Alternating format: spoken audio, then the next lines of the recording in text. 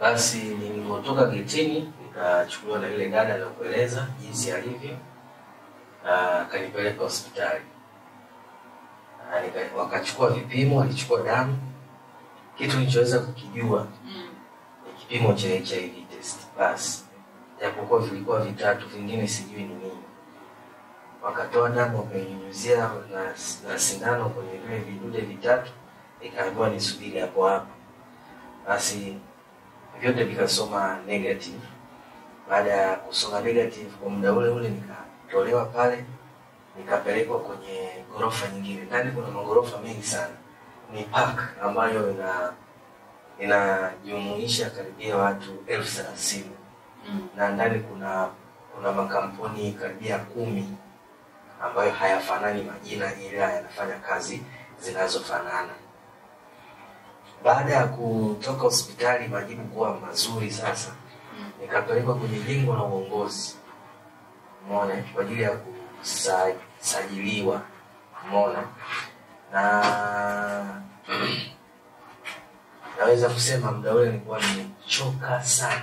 Kumbuka ile safari, kumbuka kuvuka mto na zile purukushani za gari kukimbia. Muda huo naongea nasajiliwa sasa, ilikuwa inagonga saa 6 usiku.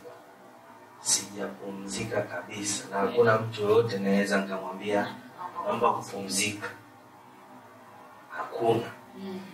Nikapelekwa kwenye ofisi ambapo sasa nilikutana na watu wanaongea Kiingereza tena.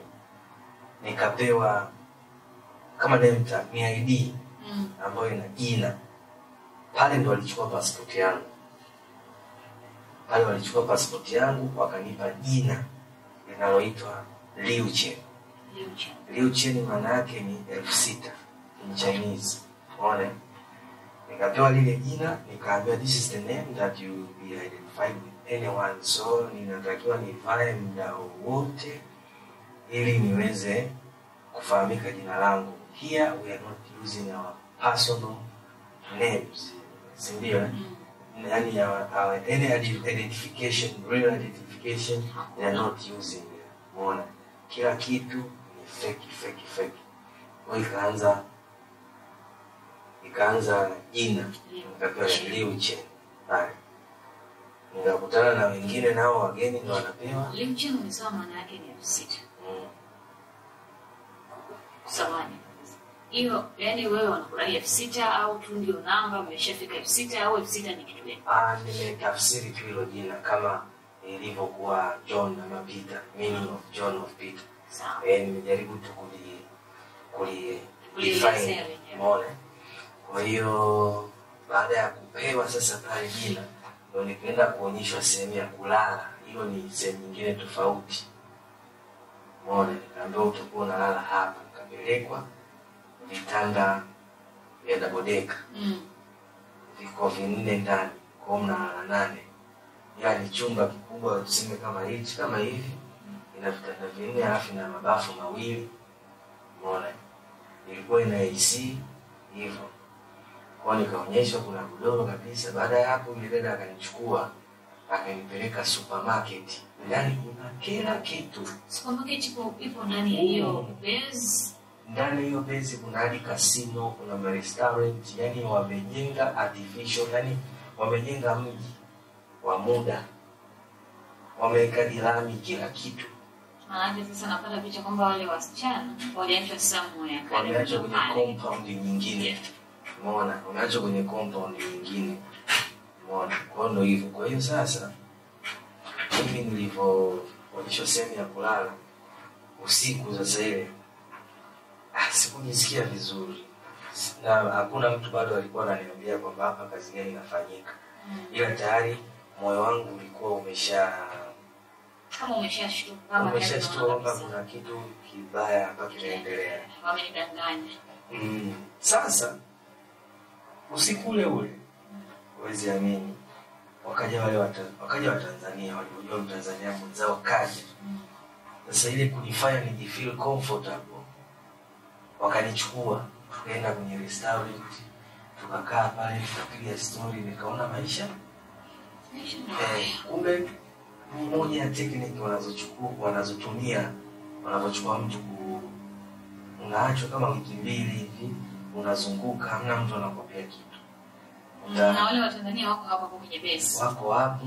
Na walikuwa wanaonekanaje, wana nguvu, wapo tu sawa, hamna kinachowasumbua kwenye yani appearance yao na chochote. Walikuwa kwa sababu they were pretending. Unaona? Walikuwa na welcome. Kwa hakuna kitu real pale kilikuwa tunaonyesha. Kuna mtu alikuwa anaonyesha hisia zake. Zaidi mimi ndo nilikuwa nacheka. Unaona? Kwa kushangaa huko na kule. Basi walifanya hivyo kama wiki, nilikuwa nao karibu. Baada ya wiki nikaja nikaitwa, nikaambiwa kazi unaotakiwa kufanya hapa ni kazi ya scamming. Umeona? Scamming utaitafsiri mwenyewe, lakini we were scamming Americans. How? Kwa hiyo ambaye ameshaelewa scamming, utapeli nadhani. Sio ulaghai. Ni utapeli. Na watapeli kwa njia ya simu. Kwa hiyo unatrainiwa, naelezea sasa vizuri. Unatrainiwa kwa 1 month. Unapewa character. Kumbuka nimesahau kusema kitu. Hakuna mtu anayepewa jina pale kwenye compound ambalo ni la kiume. Watu wote tunapewa majina ya kike. Nilisahau kuongezea ile Liuche. Afu ngasema 6 ni jina la kike. Umeona? Kwa hiyo sisi wote kwenye compound pale tunaassume ni wanawake ambao yani wanaassume hiyo kazi. Unaassume ni mwanamke, unapewa character. Umeona? Character, unapewa na script, unajifanya mwanamke, unamchati. Yaani kuomba picha, unamtumia picha yenye relation na kile kitu ambacho amekuuliza. Umeona? Kwa hiyo unaweza ukawa na picha 2000, video 3000. Umeona? Kwa hiyo na formation ya ofisi ilivyo, kuna sehemu kuna kama studio ambapo kuna computer na models ambao wanafanya video call na wale watu ambao tunachati nao Marekani. Okay. Ni sawa. Wamewapa majina ya kike. Maana yake ni kwamba mule wote mko kwenye compound. Mnakuwa chembe kama wanawake. Kwenye kazi. Maana yake kazi unazozifanya hizo scamming au utapeli ni kwamba ni wanawake ndio wanawatapeli wanaume. Au wanawake wenzao, wanaume ni wanawake ambao wanatapeli wanaume ambao ni wa taifa la wapi? Marekani. Kwa kampuni yetu ile pale tulikuwa tunafanya kazi ilikuwa wana scam Marekani. Ila nilisikia kuna watu wa Uingereza, sijui bana, I'm not sure. Nilisikia siasa ni hearsay. Sasa iko hivi. Yaani unapewa videos za kila aina za yule mtu. Umeona? Nyingi sana. Yaani za mtu ambaye wanataka kuscam. Na wenyewe wanapataje hao watu wa kuscam? Wananunua namba za simu benki za watu wenye hela na wanascam watu from 50. Wanajua from 50 mtu kama hajaretire basi yuko vizuri. Umeona? Yuko vizuri. Kwa hiyo benki wanauza zile namba hata $3 million, namba $3 million wanaweza wakanunua za New York, za Florida, sijui California, mabenki. Umeona? Watu wale wafanyakazi wa benki wanauza kisirisiri, wanauzia wa China. Kwa hiyo mnapewa, unaweza ukapewa wewe namba 300 uwasiliane na watu na uhakikishe umepata, na wana target. Ofisi na target. Ukishindwa kupata mtu within 3 months unakuwa fired. Umeona? Na utajijua mwenyewe unaondokaje, na muda huo 3 months ujue tayari visa expire. Kama unakufa kama una nini. Ukiwa arrested hivyo is up to you, it's not about them. Umeona?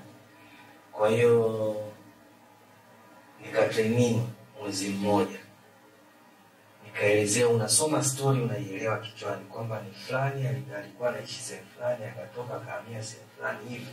lakini ile story yote au ile script yote ilikuwa inaongelea habari za cryptocurrency. Hiyo ndo theme. Yaani teknolojia ilikuwa inatumika au mifumo ilikuwa ni ya cryptocurrency, ambapo sasa huku ndio kitu kigeni. Sidhani hata kama ishapitishwa na benki ya Tanzania, sijui, ila huku ndo kitu kinakuja sasa. Umeona? Kwa hiyo sasa baada ya training ndo unaanza kufanya kazi sasa. Unaanza kuchat na unaelekezwa jinsi ya kuchat, unapewa masharti kwamba mtu karibia 3,000. I mean namba wanazokupa kuanza kuchat nazo. Wewe unaweza kupewa watu wangapi? For a beginner. Yeah, for a beginner. Huwezi kupewa namba nyingi kwa sababu they have to check you how you chat and how you have to respond less than 5 minutes after yule kujibu. Umeona, ukidelay fine. Ukichelewa kuingia ofisini kupanchi fine. Unaweza ukajikuta unafanya kazi kule, mwisho wa mwezi unapokea $300. Fine, ulichelewa kurespondi. Umeona, umesinzia kwa sababu you are working like 14 hours to 16 hours. That is exploitation sasa. Ni kama unafanya unyonyaji pia. Yaani unadhani unaelewa China unafanya kazi. Ndio hivyo. Unaona? Kwa hiyo sasa ndio style wanatumia kununua namba, wanawapa yaani namba, wanahakikisha namba za watu potential. Alafu they are not scamming soldiers, lawyers, pilots, watu ambao wako karibu na mambo ya law enforcement na mambo ya judicial. Wale walikuwa wagusi kwa sababu wana assume ni rahisi sana kushtukiwa. Umeona? Yeah. Kwa hiyo ikawa inaenda hivyo. Baada ya miezi 3 kuisha, sikufanikiwa kupata hata mtu huyu mmoja. Hata mtu mmoja. Kuna chat tu na chat. Mimi nilikuwa na chat, lakini nilikuwa na chat na watu wengi. Mfano, a day nilikuwa na uwezo wa kuongea na watu 1000. Believe me or not. Nilianza 800, wakaanza kusema, this guy, mbona na uwezo mkubwa wa kuongea na watu wengi? Wakanibakisha. Kwa sababu mimi nilipokuwa naona siwezi kutoka huko ndani. Na yule mtu alinipeleka kule ndani, nilipomtafuta nikamwambia, kaka, hatukuongea hii kazi. Umeona? Mimi hii kazi sio mtu ulisema customer service. Lakini kumfanya scam alivyojibu nini? Ni nini? Kingine siko Thailand mimi. Mimi niko Myanmar. Sina makubaliano yenu tena. Hata visa sina. Akaniambia fanya kazi, acha umama. Akaniblock.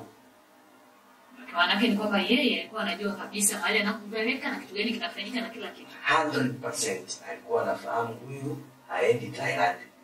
Anajua atapitia A, B, C, D. Na ndio maana hata alitumia watu kwenye sweet talk hivi nione kwamba huko unakoenda ni salama, ili yeye aweze kujipatia fedha. Umeona mambo yake na nilipokuja kumwambia kwamba niko huku napitia haya na haya na haya, aliniblock. Lakini mimi sikuchoka kuendelea kumtafuta kumwambia nayopitia. Na nilivyoendelea kukaa, walikuwa endelea kuja Watanzania wengine ambao kama ulibahatika kuongea nao siku ile wiki moja kwa karibisha. Ulibahatika labda kuongea nao? Yes, nilikutana nao na tulikaa tunaongea. Na wewe ukawasitoka kama wale wanakupokea? Mimi sijawahi kukupewa mtu nikamuongelesha kaambia huko tulipo pazuri, hakuna shida. Mimi sikuwahi kutumika hivyo. Ila niliowakuta walitumika kwenye sweet talk mimi ili nifike. Watanzania wawili sana ambao siwezi kuwataja hapa. Kwa hiyo na labda nirudi kidogo, maisha ya hapo Kanadia yalikuwaje? How life, yaani maisha yalikuwa vipi? Ilikuwa na brutal, walikuwa wanachukuliaje kama zile, yaani walikuwa wanachukuliaje kwa vipi? Okay. Baada kama miezi 2 ndio nilikuwa naona mabadiliko fulani. Tulikuwa tunafanya kazi muda mrefu sana, kama nilivyokuambia, masaa 14, 16 kuna departments mbili, kuna business department na HR department. Unaona, zote zina watu. Mimi nilikaa kwenye business department, ambayo hiyo una chat na mtu na watu. HR wale wana recruit watu kuingia. Unaona, watu wapya. Kwa hiyo sasa cha kwanza kazi kunafanya muda mrefu sana. Nikawa nilikuwa nakwambia masaa 16 hivyo 14. Umeona? Alafu simu zetu tulikuwa tunatumia masaa 3 tu. Ilikuwa haitakiwi simu yako sehemu yoyote location iwe on. Kwa walikuwa wanatufundisha jinsi ya turn off location, na simu zilikuwa zinakaguliwa kila baada ya siku 3. Location iko off kweli? Sio hicho tu, utakiwi kuchati na mtu yoyote, kumwambia lolote linaloendelea ndani. It's a crime, very big crime. Na kabla ya hapo kuna kitu nimejump. Ukiingia pale, ukiingia sasa unaanza kutraining. Unapewa daftari ili wanaotumia watoto wa primary. Unapewa rules za pale. Unatakiwa uandike ile daftari lijae. Yaani hizo sheria. Hata zikiisha ziko 10 tu. Ziko 10. Sasa inabidi uzirudie hizo sheria mpaka daftari lijae kwa kalamu. Maana yake ni ukariri sheria. Yaani zingi, kwa sababu utakapoandika ukatulia ukaja kurudia tena kuandika vina. Hakuna mtu anakufundisha eti sheria. Yaani ndio hivyo stereo. Na unaweza ukaziandika daftari lijae. Unaweza kusaje sheria za hapo? Naam. Sheria za hapo. Unaweza ukazitaja? Na nitakumbuka na baadhi. Kwa mfano za ofisini pale. Unavyotakiwa kusinzia. Kisinzia unapita na mshahara. Yaani hata ublink hivi jicho kidogo, kwa sababu kulikuwa kuna supervisor anatembea anazunguka. Kumbuka tunalala kwanza masaa machache, mnafanya kazi muda mwingi. Sasa kwa 16 na bado hutakiwi kusinzia. Yaani ukitoka masaa 14 au 16 ukipewa simu hivi, huwezi kuiangalia dakika 20. Ushalala. Ona sasa mtu mwingine anatoka anaenda kunywa, unasinzia, unaliwa mshahara. Unaona, kulikuwa sasa yani mambo hayakuwa mazuri. Kwa hiyo sasa tukienda tulikuwa kwenye sheria kwanza, ilikuwa hutakiwi kusinzia. Kusinzia, ukiamka lazima urudishe kiti. Yaani ukiamka si unavuta kiti na unatoka kwenye kiti chako na meza, sio? Sasa usikiache hivyo. Urudishia. Ukitaka kutoka kwenda washroom, kuna kama application fulani hivi unaandika WC washroom. Inaonekana na watu wote kwamba fulani ameenda washroom. Ukirudi unaandika back. Wanaona huyu karudi. Sasa hata muda kwenda na kurudi umepewa dakika kadhaa. Ukizidi na kurudi. Kwa hiyo faini zilikuwa kuanzia miguuni mpaka kichwani, yani kama tuseme zile kodi walizotambulishaga zamani wangoloni. Alafu hakuna kituo cha polisi, si mahakama, na supervisor wako ndo anaamua hatima yako. Supervisor ni nikutana na dogo na miaka 20, ndio supervisor wangu. Na hapendi mablaki, kwa hiyo yani basi ilikuwa inabidi tu ni hambo hivyo maisha yaende. Ila kwa nilipoendelea kukaa, walipokuja wa Tanzania wengine, walikuja jamaa fulani hivi. Kwa jamaa fulani ambaye yani yeye bado mtoto na miaka 20 kitu. Alikuwa mshimbishi kidogo, afu akataka kupigana na supervisor na watu tu maisha ya kawaida. Kwa hiyo walimfukuza. Yaani walimfukuza wa kumtoa toka, utajijua mwenyewe. Wanakufuza ndio wanakupiga. Kule kupigwa unapigwa tena upigwe na kitu kidogo. Yaani umeona fagio lile la kufagia. Sasa liwe nene kama liwe nene kama yameunganishwa matatu. Ndio kama gongo. Kwa mtu mfano ulewe, yani sinisemaje, ukosee chochote katika hizi sheria wanaambia nizitaje. Unafungwa mkono juu siku 3, unakaa hivi, umesimama siku 3. ukitaka kwenda chooni tu ndo unafungua, na uwezi kwenda chooni kila wakati. Unaona yule askari anakukatalia. Ila mkono juu siku 3. Kuna baridi hatari. Kwa hiyo nilishaiona mara nyingi. Alafu pia kuna mtu ashaletwa mbele ya ofisi akapigwa. Mbele ya ofisi na wafanya kazi. Kapigwa na maaskari wa kule, yani wale wa China. Walipigwa. Yani alikuwa anataka kurudi, alikuwa hataki ile kazi. Sasa anafanya vurugu kurudi nyumbani. Umeona? Nilimwona Mpakistani alipigwa sana na magongo, yani kama mwizi. Yani bosi ndo alikuwa na authorize kwamba afanywe hivyo. Ilikuwa ili na nyinyi pia mnaona ilikuwa komesha. Anataka kuondoka. Hichi ndo anapitia. Umeona? Sasa kuna watu walikuwa skambi wawili. Walikuwa skambi wa Zimbabwe. Mtu na boyfriend wake. Nao walifanya vurugu na walipigwa hivi tunaona. Umeona?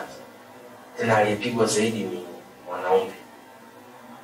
Kwa hiyo kulikuwa na unyanyasaji wa design hiyo sana tu. Siku nyingine hatufikishi target, tunasimamishwa kwenye jua. Yaani mnasimama, unatolewa nje sehemu yenye jua ama kwenye bwawa lina maji, dimbwi la maji ya mvua. Mnalala ndani ya maji mnaangalia juu. Na anayeamrisha ni bosi. Anayeamrisha ni supervisor tu. Sio supervisor ambaye naye ni kama mwanajeshi wa kambi hapa. Hamna mwanajeshi yote pale. Yaani ni watu wa kawaida, ila ndio hivyo wana act kama jeshi. Umeona? Ili kuziba wao watu wanaoshuti wao na drones na nini, waweze kuona ile ni sehemu ya jeshi. Kwa hiyo vitu kama hivyo tulikuwa tunapitia. Kama unaweza kukosea ukaambiwa uangalie ukuta masaa 12 na hawabadilishi. Yaani unakaa zero distance na ukuta hivi unaangalia. Kwanza kulipi mbaya uliyopata? Kusema ukweli mimi sikuambiwa. Nilikuwa normally kama muda mrefu. Sikukosea. Hujawahi kupiga magongo? Hujawahi kuangalia juu? Hujawahi kuchapwa? Yani nilishawahi kusimamishwa kwenye jua tu. Na ni kwa sababu ni kama wengi hamfikia target. Wengi. Ilikuwa ni ya wengi. Ilikuwa ni collective. Mimi mwenyewe sije kusumbua. Ulikuwa mtiifu. Ilibidi niwe mtiifu ili nione hatima yangu itakuwaje, kwa sababu nilisikia kwamba ukiwa mtiifu siku ya mwisho umemaliza mkataba wanakulipia tiketi unarudi. Umeona? Kwa hiyo ndio nilikuwa nakitafuta hicho. Lakini sio kwamba sijawahi kudiwa sio nini, ila sijawahi kureact. Umeona? Sawa. Kwa hiyo ndio ilikuwa hivyo. Kwa hiyo sasa nimefikia wapi? Mpaka naenda mbele na rudi nyuma. Tulikuwa tumefikia Watanzania wengine. Tutaja sheria, lakini pia kuna Watanzania wengine wamekuja. Watanzania wengi waliokuja pale walifukuzwa. Nilibaki peke yangu. Ndio nikawa nauliza, walifukuzwa vipi?